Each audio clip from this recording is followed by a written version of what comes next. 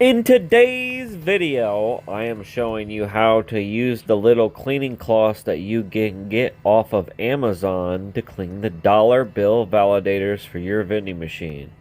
You'll notice that I will hold it for a split second. It's just a little trick that I've learned. It helps clean the belts a little bit better.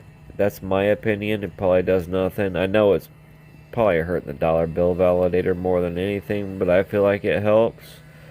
At the end, you guys can tell how dirty this dollar bill validator is. This location is my only location that sits outside 24 hours a day, 365 days a year, so it gets really dirty. You can get these things off of Amazon. Yeah. Hope you enjoyed the video. Don't forget to comment, like, and subscribe. It's a little short video. If you made it this far, just let me know. Thank you.